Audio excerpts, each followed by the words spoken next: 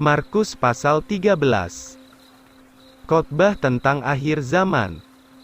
Ayat 1, ketika ia keluar dari bait Allah, seorang dari murid-muridnya berkata kepadanya, "Guru, lihatlah mutu batu-batu ini, dan betapa megahnya bangunan ini." Lalu Yesus menjawab dan berkata kepadanya, "Engkau lihatkah bangunan-bangunan yang megah ini? Tidak satu batu pun yang akan tinggal tersusun di atas batu yang lain, yang tidak akan diruntuhkan kelak." Dan ketika Yesus duduk di atas bukit Zaitun, berhadapan dengan bait Allah, Petrus, Yakobus, Yohanes, dan Andreas bertanya kepada Yesus secara pribadi, "Katakanlah kepada kami, kapankah hal-hal ini akan terjadi, dan apakah tandanya ketika semuanya ini akan digenapi?"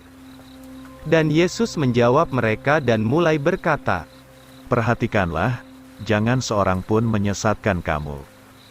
Sebab banyak orang akan datang di dalam namaku, katanya, 'Akulah Kristus,' dan mereka akan menyesatkan banyak orang. Dan jikalau kamu mendengar perang dan berita-berita tentang perang, janganlah gelisah, sebab hal-hal demikian harus terjadi, tetapi itu belum kesudahannya. Sebab bangsa akan bangkit melawan bangsa dan kerajaan melawan kerajaan, dan akan ada gempa bumi di berbagai tempat, dan akan ada bala kelaparan dan kesukaran-kesukaran. Semua ini adalah permulaan penderitaan.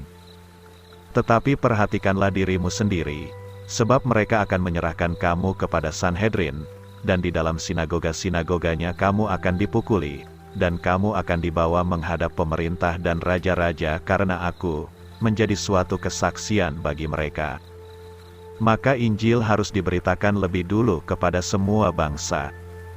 Tetapi apabila mereka membawa kamu, dan menyerahkan kamu, janganlah kamu khawatir terlebih dahulu, tentang apa yang akan kamu katakan atau pikirkan sebelumnya, melainkan apa saja yang diberikan kepadamu pada saat itu, itulah yang kamu katakan, sebab bukanlah kamu yang berkata-kata, melainkan Roh Kudus.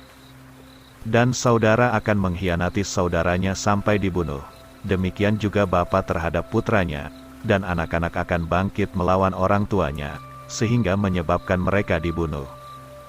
Dan kamu akan dibenci oleh semua orang karena namaku, tetapi orang yang bertahan sampai ke akhir, ia akan diselamatkan."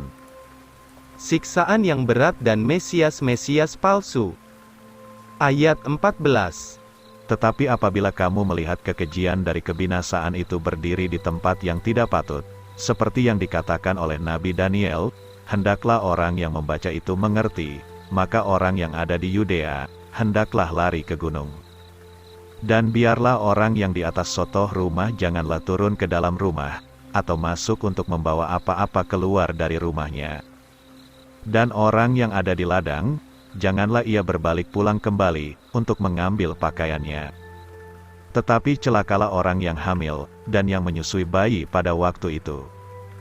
Dan berdoalah supaya pelarianmu jangan terjadi pada musim dingin. Sebab pada hari-hari itu akan terjadi aniaya, yang sedemikian itu belum pernah terjadi, sejak dari permulaan penciptaan yang diciptakan Allah hingga sekarang, dan tidak akan terjadi lagi. Dan kecuali Tuhan menyingkatkan hari-hari itu, tidak ada satu daging pun yang diselamatkan, tetapi oleh karena orang-orang pilihan yang sudah dipilihnya, ia telah menyingkatkan hari-hari itu. Dan lagi jika ada seorang berkata kepadamu, "Lihatlah Kristus ada di sini," atau "Lihatlah ia ada di sana," janganlah kamu percaya. Sebab Kristus-Kristus palsu dan nabi-nabi palsu akan bangkit, dan mereka akan mengadakan tanda-tanda dan mukjizat-mukjizat untuk menyesatkan, jikalau mungkin orang-orang terpilih itu juga.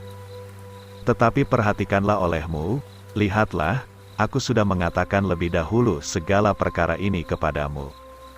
Kedatangan Putra Manusia. Ayat 24. Tetapi pada hari-hari itu, setelah aniaya itu, matahari akan menjadi gelap dan bulan tidak akan memberi cahayanya.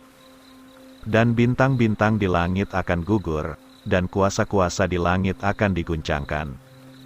Lalu mereka akan melihat Putra Manusia datang di awan-awan, dengan kuasa dan kemuliaan yang sangat besar.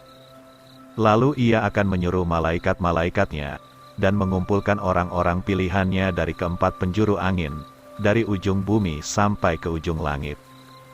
Perumpamaan tentang pohon ara. Ayat 28. Maka belajarlah dari perumpamaan pohon ara, ketika carangnya sudah menjadi lembut dan daunnya bertunas, engkau tahu bahwa musim panas telah dekat. Demikianlah juga kamu ini, jikalau kamu melihat perkara-perkara ini terjadi, ketahuilah bahwa masanya sudah dekat, sudah di muka pintu. Sesungguhnya aku berkata kepadamu, bahwa generasi ini tidak akan berlalu sampai segala perkara ini terjadi. Langit dan bumi ini akan berlalu, tetapi perkataanku tidak akan berlalu. Tidak seorang pun mengetahui waktunya. Ayat 32. Tetapi tentang hari dan jamnya itu, seorang pun tidak mengetahuinya, malaikat-malaikat di surga pun tidak juga, putra pun tidak, kecuali Bapa saja. Perhatikanlah, berjaga dan berdoalah, sebab kamu tidak mengetahui kapan waktunya. Hal ini sama seperti seorang yang pergi jauh, ia meninggalkan rumahnya, dan memberi wewenang kepada hamba-hambanya, dan menentukan pekerjaannya masing-masing, dan memerintahkan penunggu pintu untuk berjaga-jaga.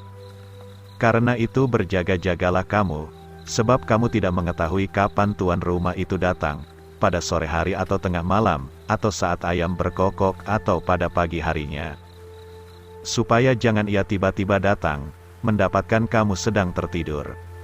Dan apa yang kukatakan kepadamu, aku katakan kepada semua orang, berjaga-jagalah.